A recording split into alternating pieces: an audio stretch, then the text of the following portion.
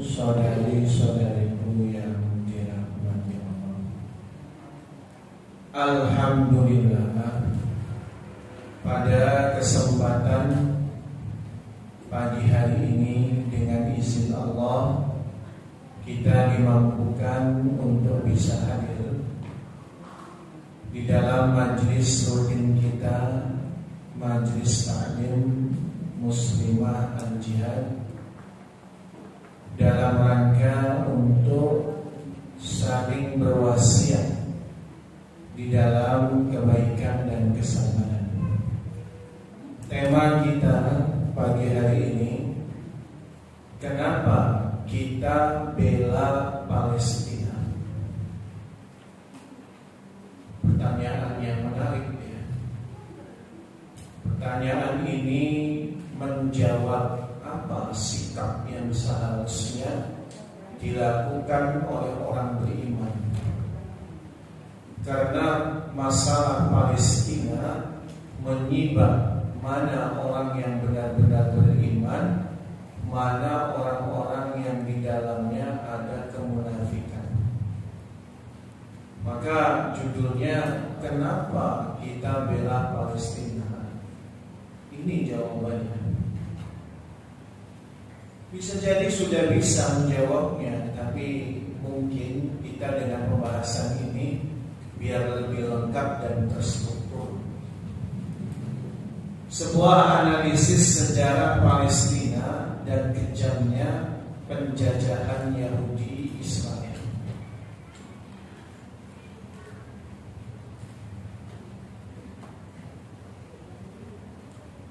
Palestina, sejumlah ahli sejarah percaya bahwa nama Palestina itu berasal dari kata Filistia, mengacu kepada orang Filistin. Jadi nama Filistin itu nama suku sebenarnya awalnya. Kita kenalnya Palestina, tapi kalau orang Arab tetap Filistin. Negara Filistin itu mengacu kepada sukunya yang bernama Filistin, yang menduduki sebagian wilayah itu pada sebelum abad ke-20 sebelum Masehi. Berapa tahun yang lalu? Sebelum abad ke-20 sebelum Masehi. Berapa tahun yang lalu? Sekarang 2023 Masehi. Berarti kalau sebelum Masehi mundur lagi, ditambah 20 sebelum Masehi, 20 abad aja, 2000 tahun. Jadi suku Filistin sudah ada di sekitar Baitul Maqdis, bahkan sebelum 4023 tahun yang lalu.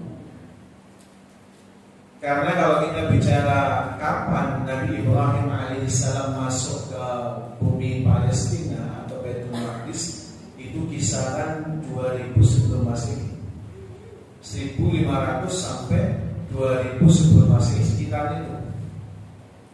Jadi suku Filistin itu penduduk asli yang tinggalnya di sekitar Baitul Maqdis. Bahkan ketika Nabi Ibrahim alaihissalam hijrah ke Baitul Maqdis, itu menikah dengan siapa? Ibunda Sarah. Yang Ibunda Sarah ini min Filistin, sukunya adalah suku Filistin. Ia artinya suku kuno dan paling lama tinggal di wilayah ini adalah suku Filistin itu sendiri, yang masih keturunan dari Nabi Nuh alaihissalam pasca banjir bandang.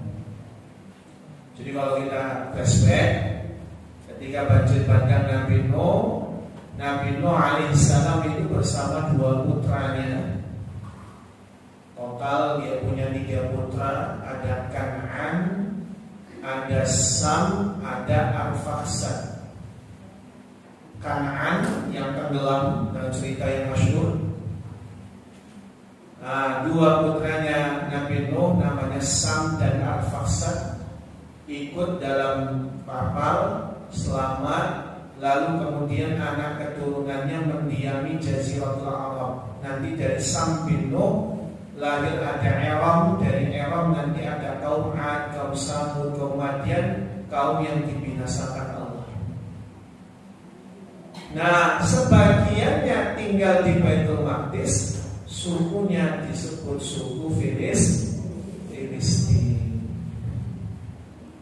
Oh, lama benar ya. Kata Filistin itu dari dulu sudah ada. Nama sukunya suku Filistin. Kalau secara sifatul badaniyah, sifat badannya, sifat fisiknya, orang-orang Filistin itu gabungan Asia dan Eropa. Jadi badannya tinggi, putih, tapi putihnya bersih kayak orang Asia.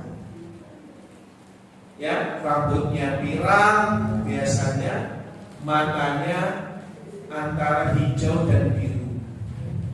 Makanya kalau lihat orang Filistin itu memang cantik-cantik. Maka ibunda Saul itu wanita yang sangat cantik. Matanya hijau atau biru.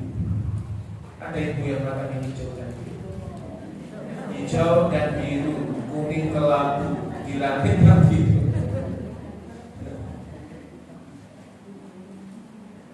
Hijau pakai lens.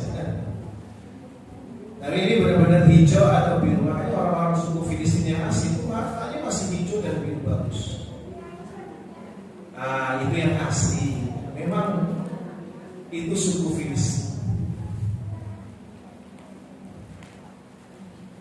Palestina atau Filistin atau sering disebut Baitul Maqdis, kita orang Islam itu lebih menyebutnya sebagai Baitul Maqdis. Bait itu artinya rumah, Maqdis artinya suci.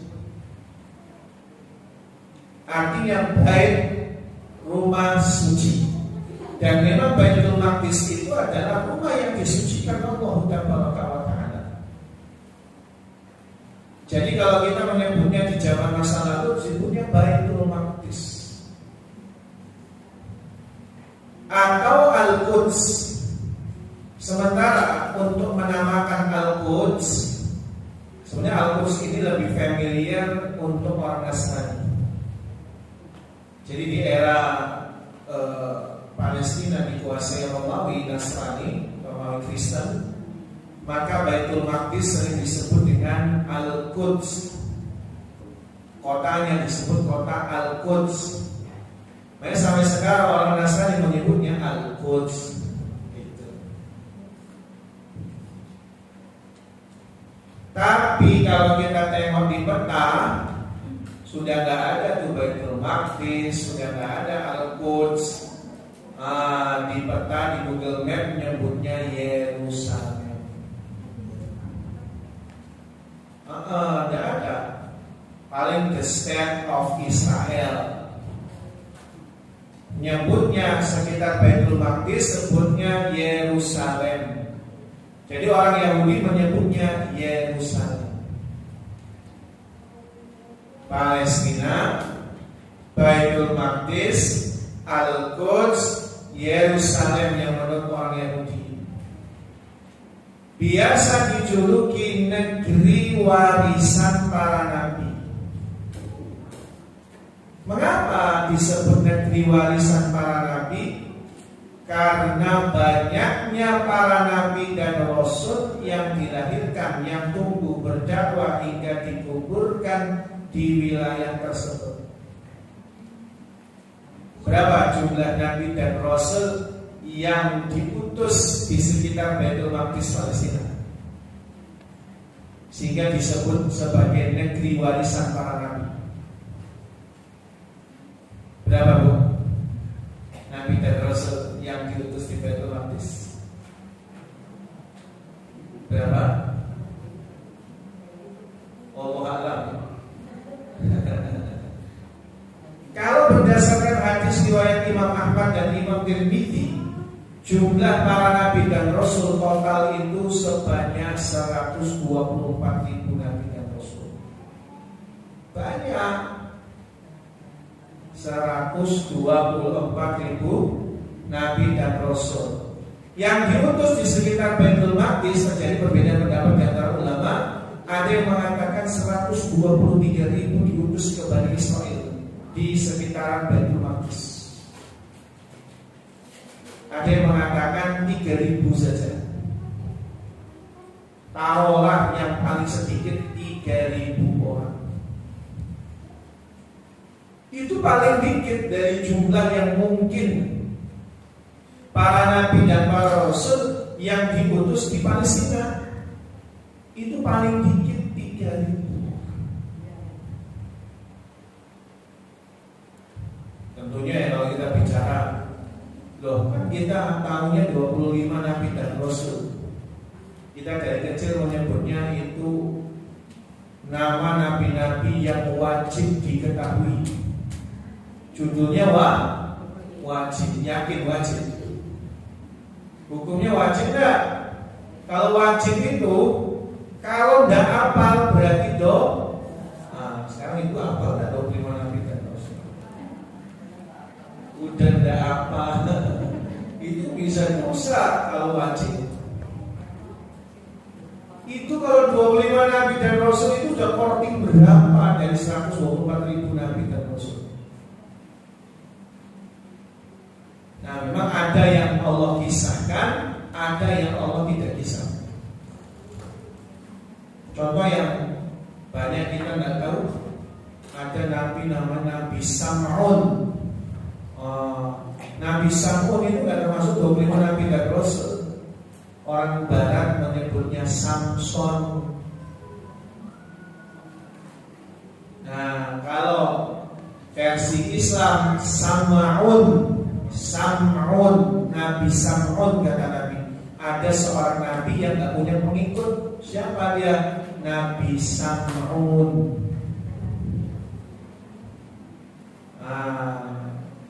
Umi semuanya taunya Samson. Kalau keracunan Indonesia jadi Samson Betawi. Baik. Di antaranya ada Nabi Ibrahim, Nabi Lot, Nabi Isa, Nabi Yakub, Nabi Yusuf, Nabi Musa, Nabi Daud, Nabi Sulaiman, dan Nabi Isa alaihi wassalam, dan Nabi Muhammad sallallahu alaihi wasallam. Walaupun Nabi Muhammad bukan lahir di sana, diutus di sana, tetapi pernah melakukan perjalanan Isra Mi'raj ke sana.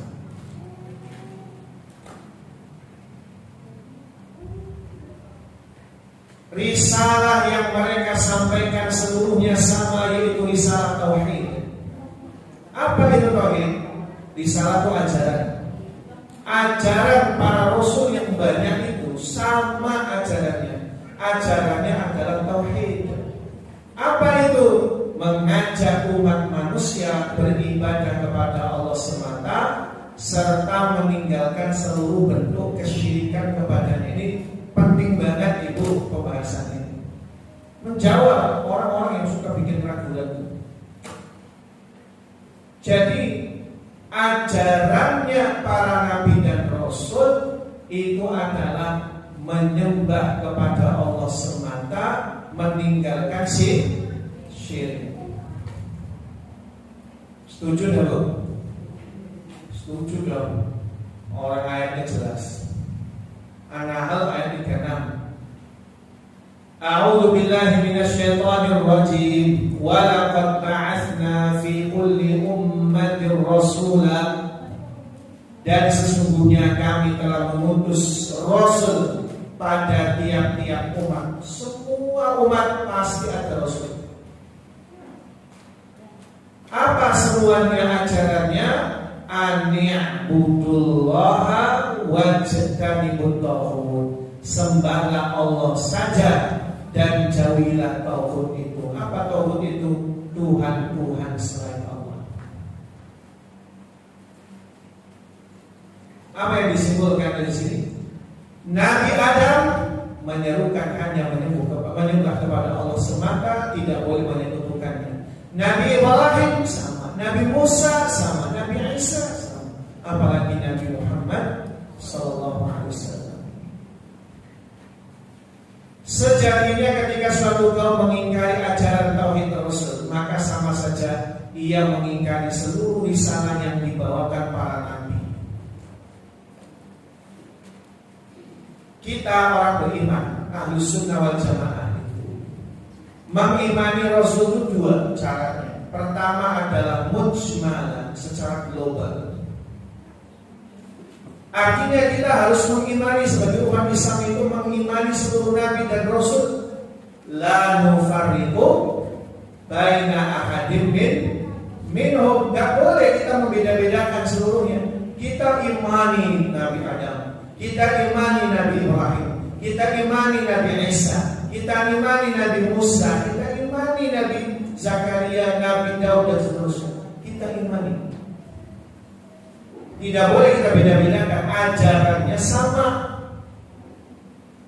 Cara yang kedua, mengimani Nabi Muhammad sallallahu alaihi wasallam sebagai khatamun nabiyyin wal mursalin, penutup para nabi dan para rasul. Maka kalau kita umat Islam, kita semua imani nabi dan rasul yang kalau jumlahnya disebutkan seluruhnya 124.000 itu. Tidak ada satupun para nabi dan rasul yang kita tidak imani. Tapi Yahudi, Nasrani itu iman kepada seluruh nabi dan rasul kecuali Nabi Muhammad SAW.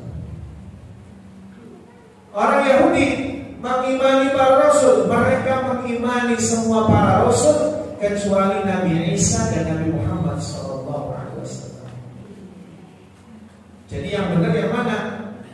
Ya umat Islam mengimani seluruh nabi dan rasul. Kita imani, tidak ada yang kita ingkari sedikit pun. Lalu dalam hal penyebutan Allah menetapkan siapa yang tunduk dengan risalah dinamakan sebagai muslim. Kita kasih siapa yang dia menyembah kepada Allah semata, tidak menyekutukannya dengan sesuatu apapun, mengimani Nabi Muhammad SAW, maka dia muslim. Walaupun ras dan bangsa mereka beda, tapi mereka disatukan dalam satu ikatan yang sama, ikatan iman kepada Allah Subhanahu wa ta'ala semata. Maka seluruh para nabi dan rasul dari Adam sampai Muhammad semuanya disebut sebagai orang muslim. Yakin bu? Yakin? Ayatnya jelas. Ali Imran 67. Ini jelas banget. Allah Ta'ala berfirman, "Ma kana Ibrahim Yahudiyyan wa la Nasraniyyan." Ibrahim bukan orang Yahudi, bukan pula seorang Nasrani. Jadi orang Yahudi itu ngeklaim, oh itu Ibrahim itu seorang Yahudi. Orang Nasrani bisa juga mengatakan, oh itu Ibrahim agamanya adalah Nasrani. Dibantah sama Allah. Ibrahim bukan Yahudi, Ibrahim bukan Nasrani. Walakin kana hanifan musliman. Akan tetapi Ibrahim itu adalah seseorang yang lurus, lagi dia muslim berserah diri, wa makana minal musyrikin. Bukanlah dia termasuk orang-orang musyrik. Apa kesimpulan dari ayat ini? Kalau Kalau Yahudi ngomong Ibrahim seorang Yahudi itu dalilnya jelas. Yahudi Ibrahim bukan seorang Yahudi. Kalau orang Nasrani berkata Ibrahim itu adalah Nasrani. Kalau orang Nasrani menyebutnya Abraham. Kalau orang Yahudi menyebutnya Afram.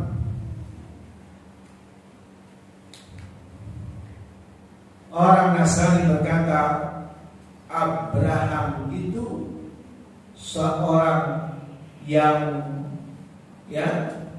memberikan kepada mereka atau termasuk agama mereka yaitu Nasrani. Allah bantah, Ibrahim bukan Yahudi, bukan Nasrani, tetapi dia adalah Muslim. Al-Baqarah 127-128. Dan ingatlah ketika Ibrahim meninggikan membina dasar-dasar Baitullah bersama Ismail seraya berdoa, Rabbana taqabbal minna, ya Rabb kami terima daripada kami amalan kami, innaka antas sami'ul alim, ya Rabb kami jadi ya sesungguhnya engkau yang maha mendengar lagi maha mengetahui. Rabbana waj'alna muslimaini laka wa min dzurriyyatina ummatan muslimatan lak.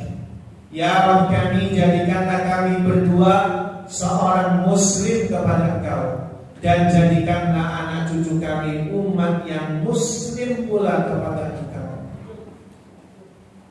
Jadi dari ayat ini jelas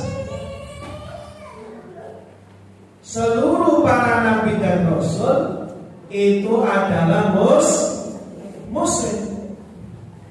Begitu pula anak keturunannya, begitu pula para pengikutnya. Siapa yang dia hidup di zaman Nabi Musa, dia taat sama Nabi Musa, dia taat kepada Taurat yang diturunkan kepadanya, maka dia muslim. Sampai diutusnya Nabi Muhammad SAW, maka keimanan mereka dibuktikan dengan beriman kepada Nabi Muhammad Sallallahu Alaihi Wasallam. Maka disitulah kemudian banyak di antara mereka tidak mau beriman kepada Rasulullah Sallallahu Alaihi Wasallam. Kenapa? Karena mereka merasa sebagai umat terbaik. Mereka hasad dan sombong. Mereka merasa sebagai umat terbaik, ya, umat terbaik. Sehingga mereka tidak mau tunduk kepada ajaran Nabi Muhammad Sallallahu Alaihi Wasallam. Ini silsilah Nabi dan Rasul. Kelihatan Bu? Kelihatan putih.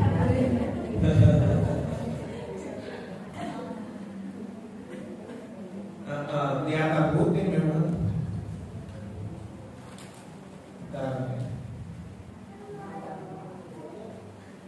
bisa disuka.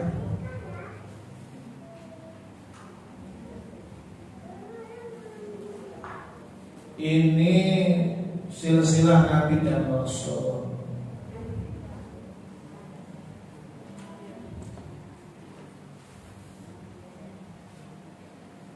Kita zoom dari sini aja.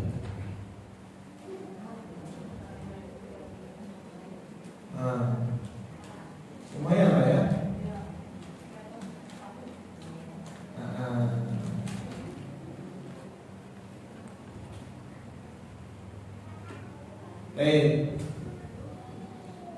Ini Nabi Ibrahim alaihissalam. Ini Nabi Ibrahim. Ya. Jadi seluruh para nabi dan rasul seluruhnya adalah muslim. Kata Nabi Ibrahim ketika dia mendirikan Ka'bah, dia katakan Rabbana waj'alna muslimaini laka, ya Rabb kami, ya Tuhan kami, jadikanlah kami berdua orang yang muslim muslim kepadamu.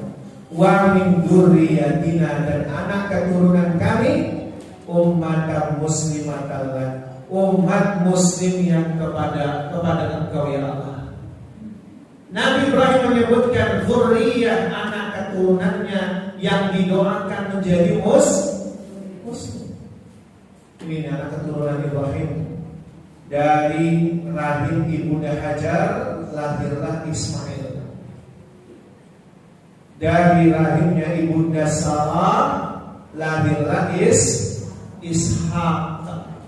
Ya, Ishak.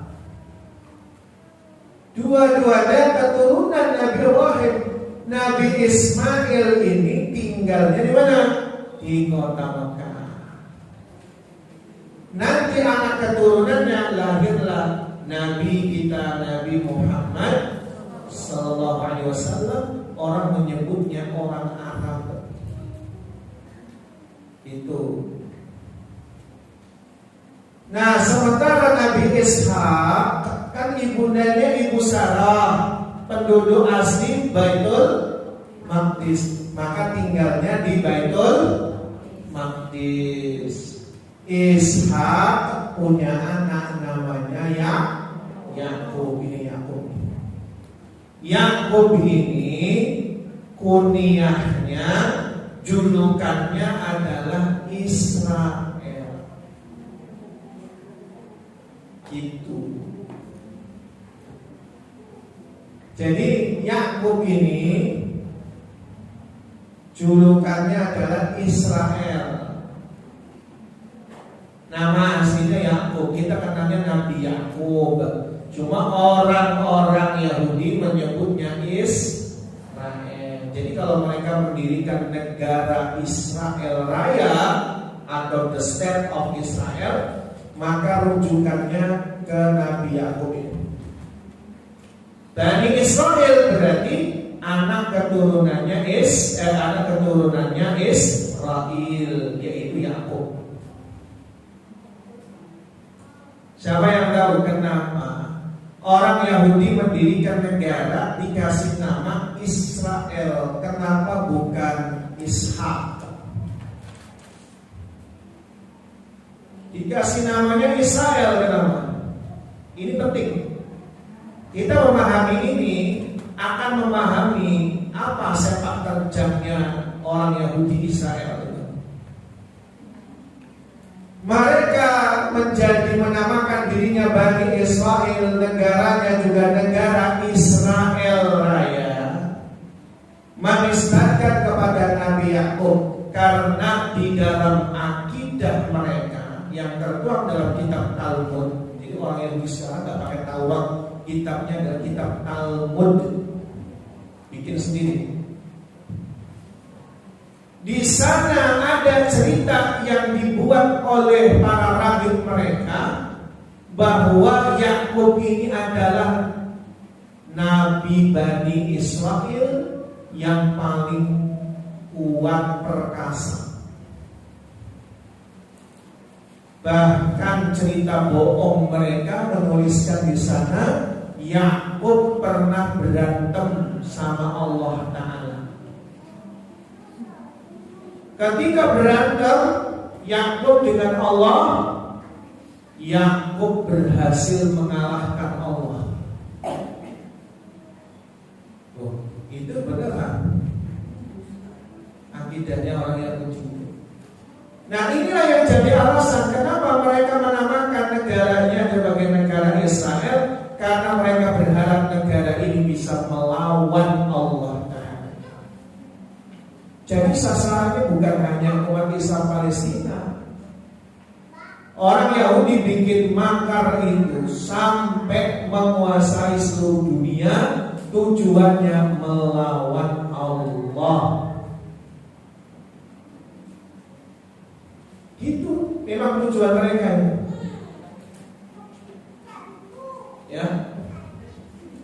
Ya Allah, ini disimpan ya memori tentang nasab ini. Nanti akan berguna di uraian berikutnya. Baik, kita lanjutkan. Secara global, Seluruh manusia yang mengimani risalah para nabi, mereka adalah umat yang satu. Gak perlu dibedain sebenarnya. Mau dia rasnya Yahudi, mau dia siapapun, asal Muslim, asal taat sama Allah dan Rasulnya, itu umat yang satu. Para nabi dan Rasul beserta seluruh pengikutnya adalah bagian dari satu kesatuan umat manusia yang bertauhid. Mau ras sukunya apa, asalkan menyembah Allah semata, tidak menyekutukan Allah, maka dia Muslim, muwahhid, orang yang bertauhid.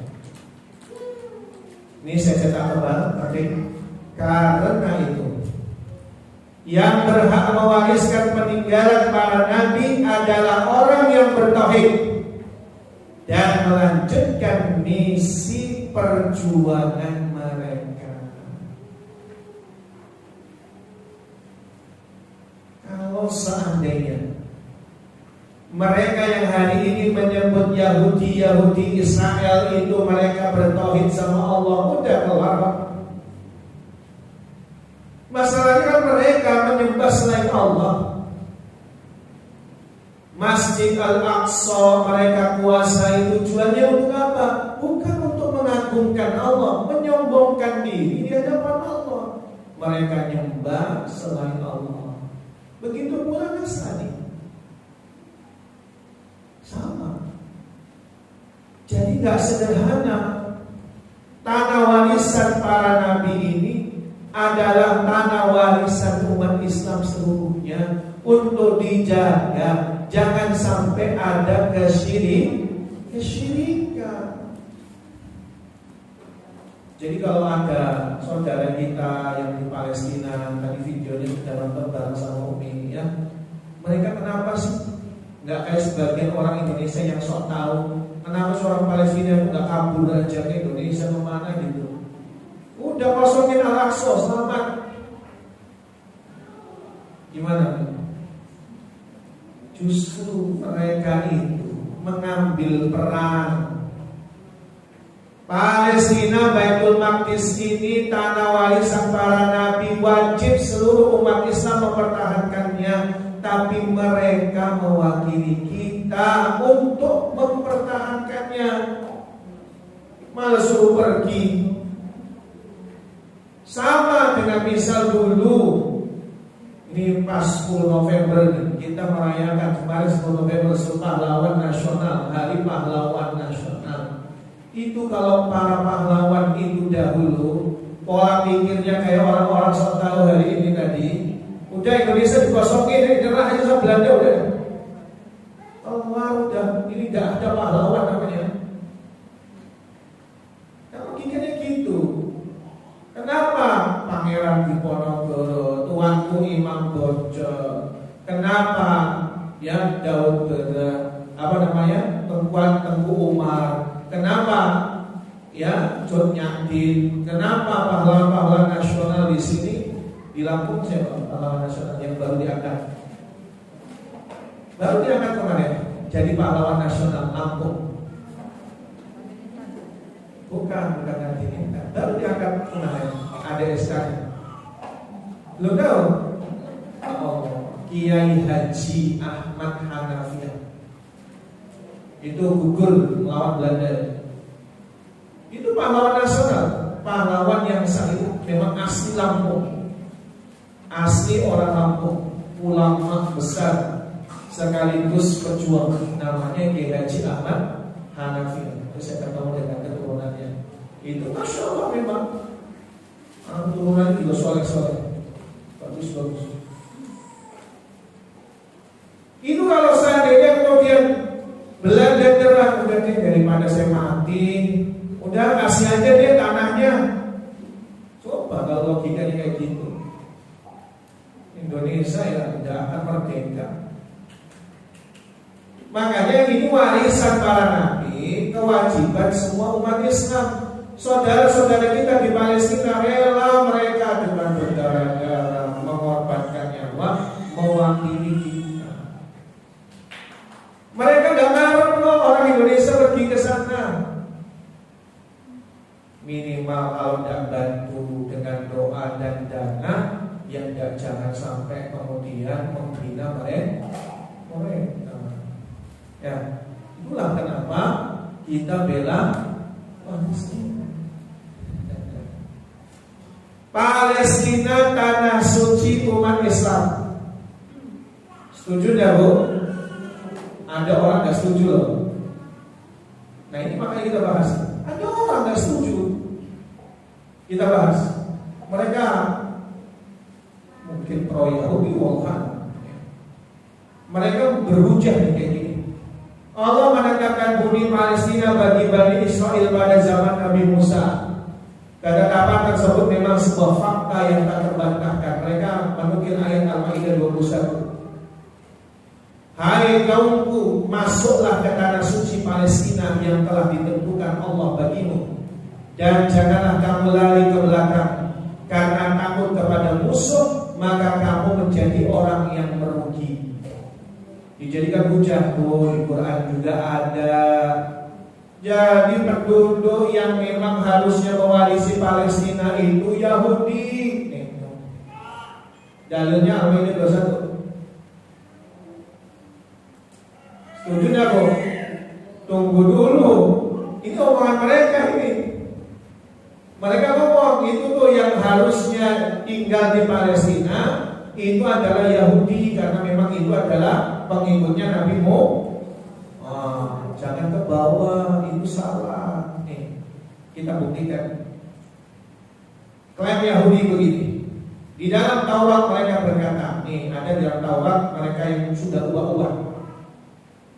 Berfirman Tuhan kepada Afram, pandanglah sekelilingmu, lihatlah dari tempat engkau berdiri ke utara dan selatan, timur dan barat. Karena segala tanah yang kau lihat itu akan kuberikan kepadamu dan kepada anak cucumu sampai selama-lamanya. Ini dalil yang digunakan oleh Yahudi Israel untuk mengusir umat Islam dari Palestina. Ya, jadi mereka mengklaim mereka lah orang yang paling berhak atas Palestina. Baik, kita baca atas dasar ayat di atas Al-Maidah 21 tadi, kemudian ayat di dalam Taurat tadi, orang Yahudi mengklaim mereka adalah bangsa pilihan, disebut keturunan Ibrahim dalam janji di atas, dan mereka merasa menjadi orang yang paling berhak atas Palestina. Anggapan Yahudi ini jelas bermasalah dari segi data yang jelas-jelas tidak otentik. Namun jika memang ayat itu otentik, bisa diterima. Anggap saja deh, Nabi Ibrahim mewariskan tanah Palestina kepada anak cucunya, tapi itu tetap ada beberapa kejanggalan. Ini saya nukilkan oleh dari Dr. Muhsin bin Muhammad Saleh dalam satu risalahnya At-Tariq ilal Quds, menjelaskan di antara bentuk kejanggalan tersebut adalah yang pertama, dari ayat di atas, jika memang di sana ada perjanjian bahwa Nabi Ibrahim serta keturunannya akan diberikan wilayah Palestina, kembali ke nasab kemarin yang tadi kita sebutkan, perlu kita pahami bahwa Bani Israel bukanlah satu-satunya keturunan Nabi Ibrahim. Iya kan? Bani Israel anak keturunannya Ishak. Sedangkan anak keturunan Ibrahim ada yang dari jalur Ismail. Itu yang mereka sebut orang Arab. Maka kaum Arab pun termasuk anak cucu Nabi Ibrahim dari garis keturunan Nabi Ismail, dan di antara mereka nanti lahirlah Nabi Muhammad sallallahu alaihi wasallam. Jadi kalau dari hujah ini saja tidak ada alasan orang Yahudi mengusir umat Islam dari bumi Palestina. Ini baru paling ringan. Kedua,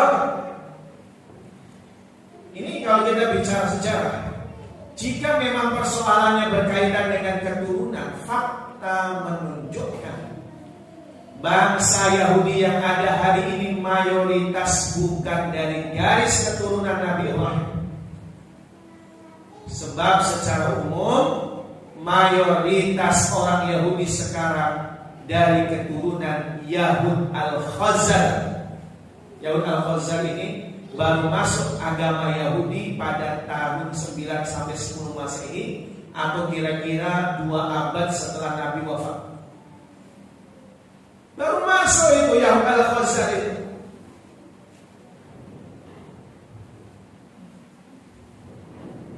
Jadi orang-orang Yahudi yang hari ini mendirikan the State of Israel kayak tadi, itu pada hakikatnya adalah keturunan Yahud al-Khazar, bukan keturunan Nabi Ibrahim. Datanya jelas dari silsilah mereka.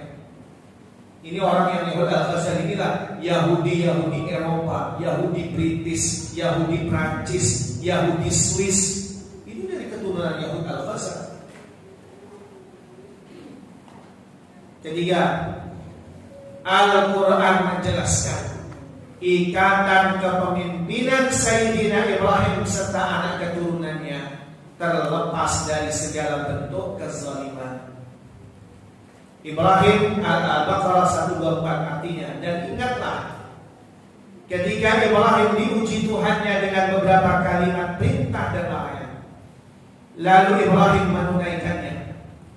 Banyak ya ujian keimanan Ibrahim menyembelih, membawa Ismail ke tanah tandus dan seterusnya.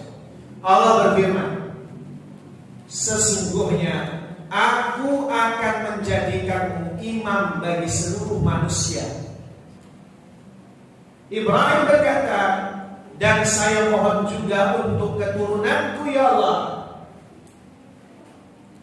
Anak keturunan Ibrahim ada 2 kan? Pokoknya gitu.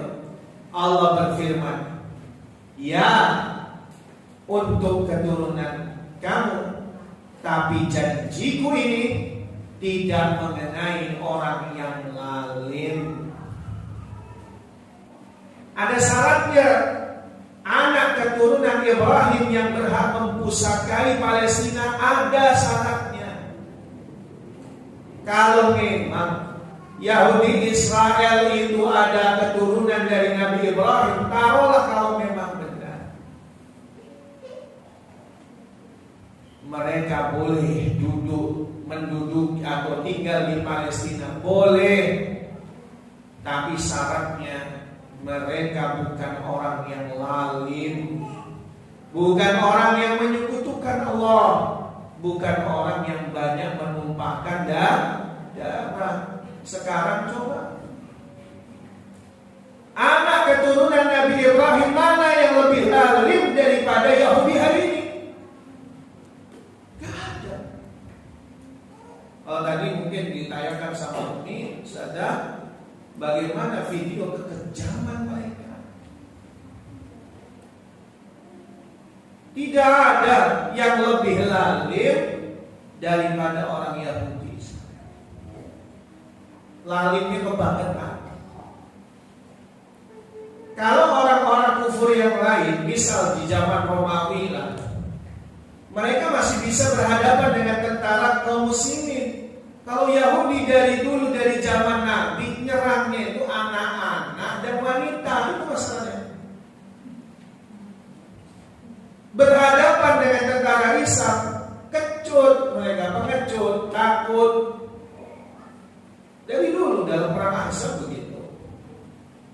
Nyumbut-nyumbut ngadu domba dalam kekuatan sekutu. Quraisy dengan Ghatafan dicampur lagi orang-orang Arab kumpul 10.000, dianya diam aja di benteng. Dia umat Islam lagi sibuk nyerangnya anak dan wanita. Itu Yahudi memang. Beraninya sama anak-anak dan wanita. Mengecut mereka itu. Makanya dalam berbagai macam pertempuran Yahudi itu ya KOA juga. Ya. Yang paling lalim siapa kalau bukan Yahudi Israel? Tidak ada. Yang paling lalim itu adalah Yahudi dan Yahudi Israel. Mari yang dirahmati Allah Ta'ala.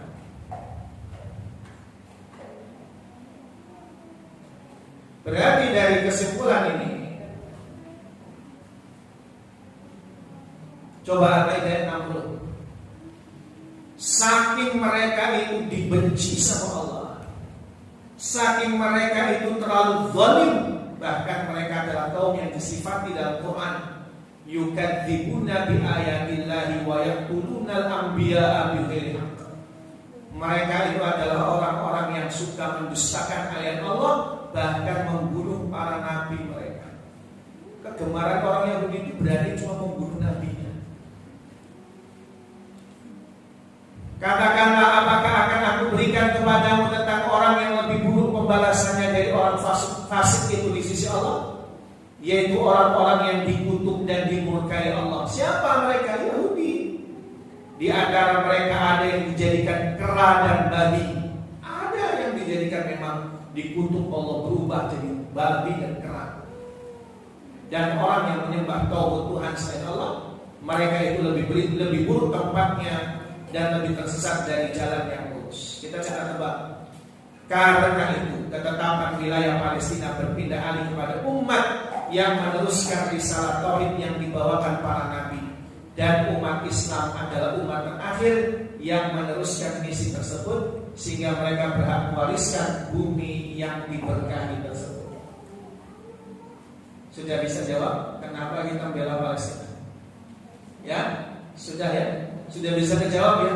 Tapi ini baru separuh. Ya, baru separuh keterangan ini. Baik.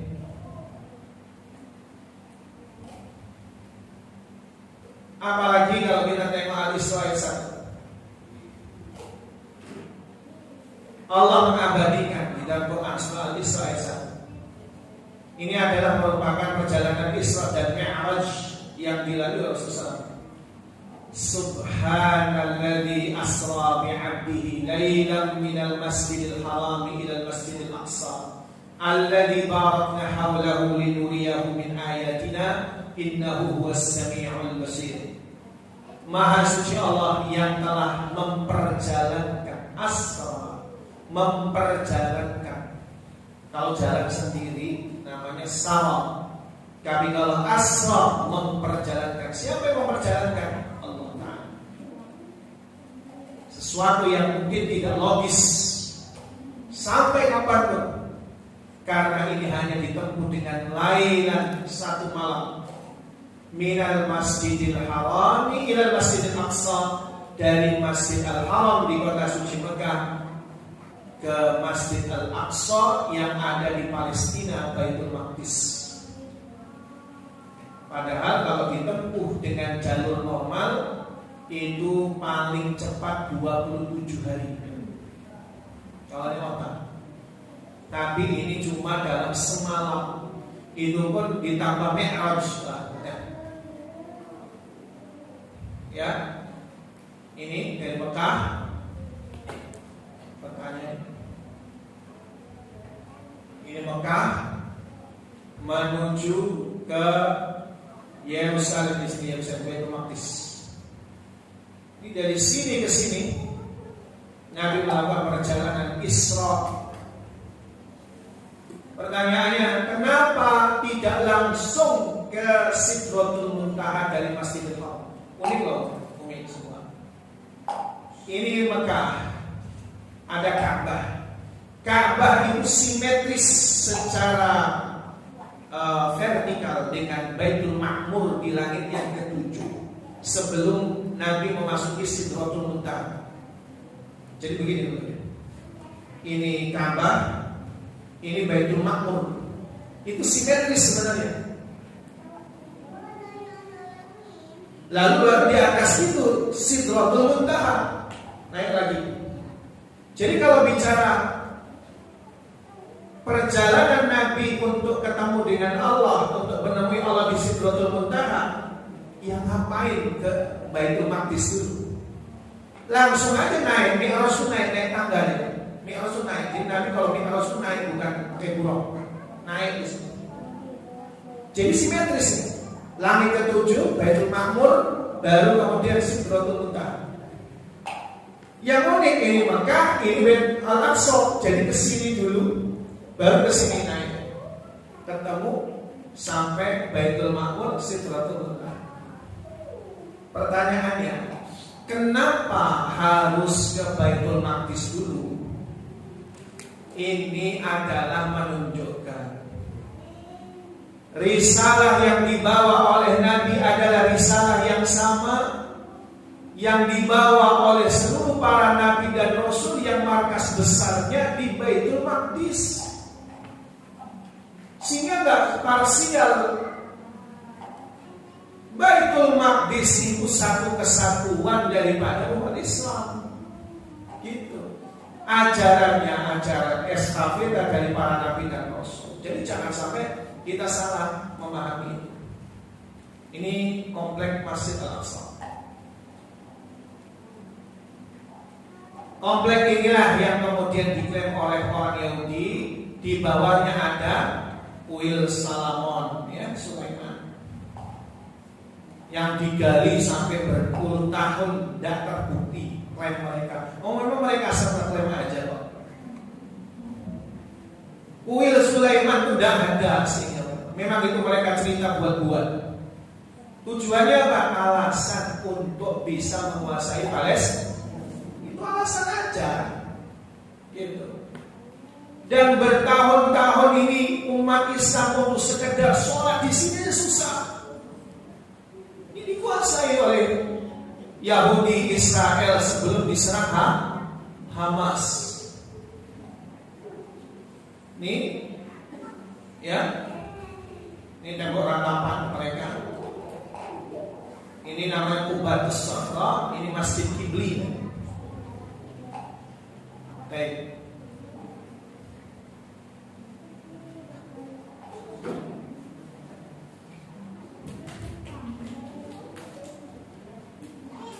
Imam Muslim meriwayatkan dari Abu Dzar, saya bertanya pada Rasul mengenai masjid yang pertama kali dibangun di atas bumi ini. Maka beliau menjawab Masjidil Haram. Kemudian masjid mana lagi? Masjid Al-Aqsa. Berapa jaraknya antara keduanya? 40 tahun. Kemudian seluruh bumi Allah dijadikan tempat sujud bagimu. Maka di mana pun kamu mendapati waktu sholat, maka sholatlah. Ini keistimewaan umat Islam. Nabi bersabda, keutamaan sholat di Masjidil Haram 100.000 kali daripada sholat di masjid lainnya. Sholat di masjidku ini Masjid Nabawi senilai 1.000 sholat, sedangkan di Baitul Masjid Maqdis adalah 500 kali lipat. Berkali-kali Nabi tidak pernah melupakan Al-Aqsa Baitul Maqdis. Itu satu kesatuan.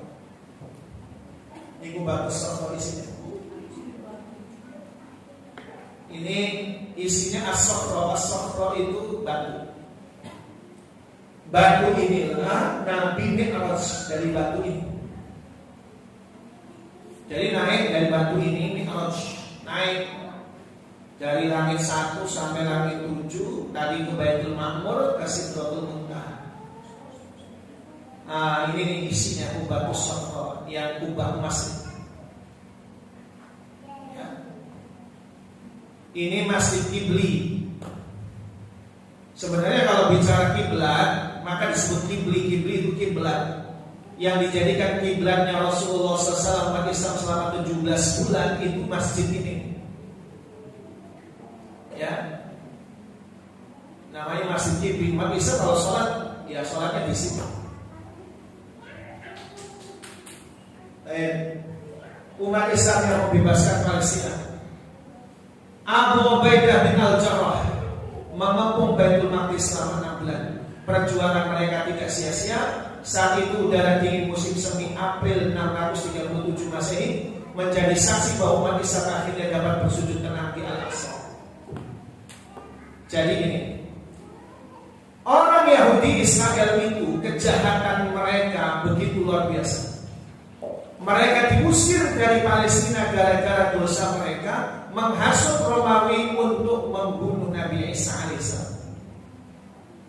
Nabi Isa diangkat, Allah turunkan hukuman kepada Bani Israel, mereka yang dikejar-kejar oleh Romawi, hingga mereka keluar dari Baitul Maqdis, hingga mereka dalam pelarian, ada yang ke Madinah, ada yang ke Syam, ada yang ke Yaman, ada yang ke Eropa. Sehingga Palestina Baitul Maqdis dikuasai Romawi. Sampai tahun 637 Masehi, Baitul Maqdis Palestina dikuasai Romawi, dan kita bisa bayangkan di Masjid Al-Aqsa ada patung Yesus besar. Disembah. Terjadi kesyirikan di Al-Aqsa. Lalu apa? Umat Islam membebaskannya tahun 637 Masehi dalam kepemimpinan Khalifah Umar bin Khattab, jenderalnya Abu Ubaidah bin Al-Jarrah. Maka dalam video tadi menyebut Abu Ubaidah bin Al-Jarrah itu yang menaklukkan Palestina. Sejak tahun 637 sampai 1948 Israel mendirikan negara. Umat Islam selama lebih dari 1300 tahun sudah ada di tanah Palestina. 1300 tahun, gak sebentar. Jadi bagaimana mungkin orang Yahudi itu dibenarkan kalau musir orang-orang yang ada di Palestina ini? Mereka penduduk yang sudah 1300 tahun sebelumnya sudah ada sebelum mereka. Yahudi kemana? Yahudi nyebar karena kesalahan mereka, Allah usir dari Baitul Maqdis. Tapi fakta membuktikan penjajahan itu keji.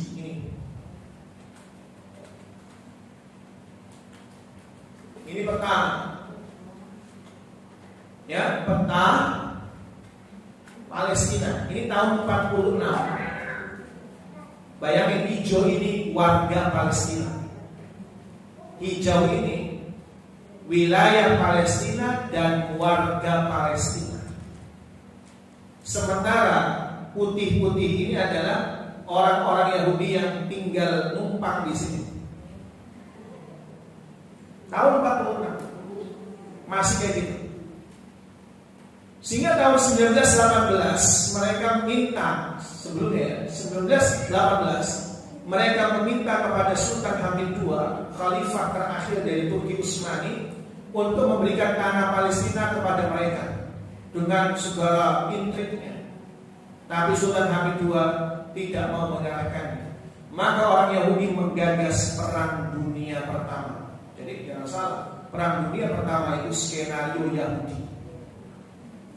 Tujuannya apa? Nyaplok Palestina, menghancurkan khalifah atau khilafah Turki Utsmani. Sehingga setelah itu apa? Wilayah Turki Utsmani pecah-pecah, termasuk Palestina dikasih ke Yahudi, Inggris, di British mandat. Maka Palestina dikasih jatahnya kepada Yahudi Inggris dari tahun 24 runtuhnya, lalu kemudian dikasih ke Inggris. Tahun 46 masih dikuasai Inggris. Tiba-tiba Inggris bikin makar, ngasih ke Israel Yahudi. Ya memang mereka orang Yahudi, sembunyi aja di luar Eropa. Gitu. Setahun berikutnya PBB Om Kali Kong. Jangan salah, PBB di sini bukan pasukan perdamaian, pasukan bongkar-bongkar.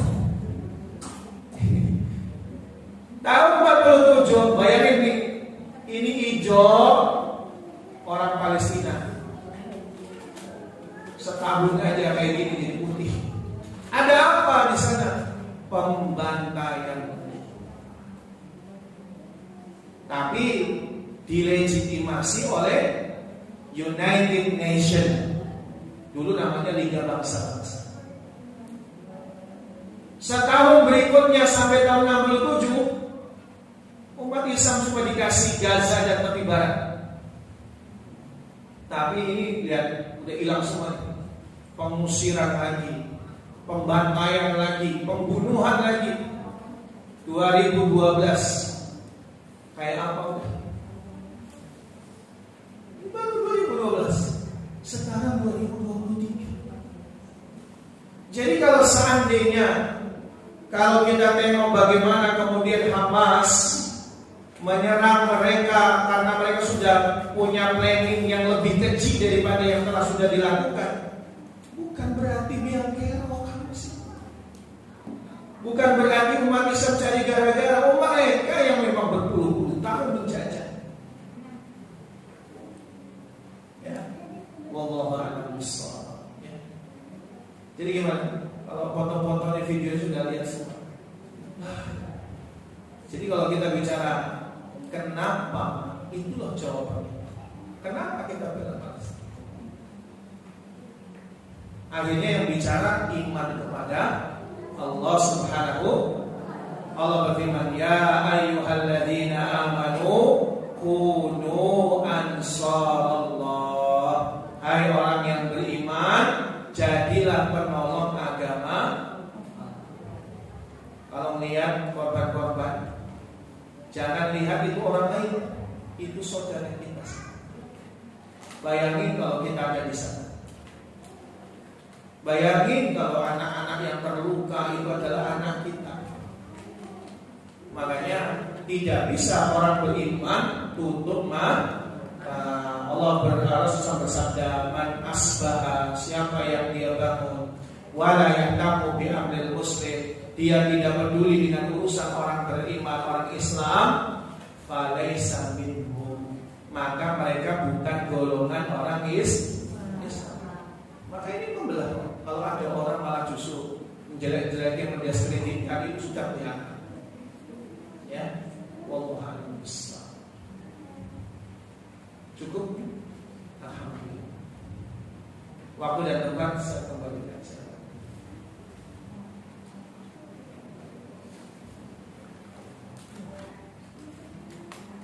Ada yang mau ngasih pertanyaan Ibu? Ini kalau saya kita langsung ke doa bersama. Doa bersama.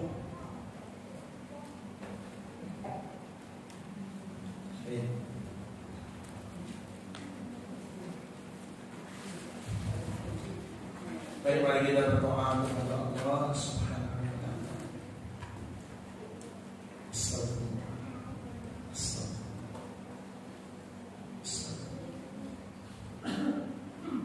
A'udzu billahi minasyaitonir rajim. Bismillahirrahmanirrahim. Alhamdulillahi rabbil alamin. Hamdan syakirin, hamdan na'imin, hamdan yuwafi ni'amahu wa yukafi'u mazidah.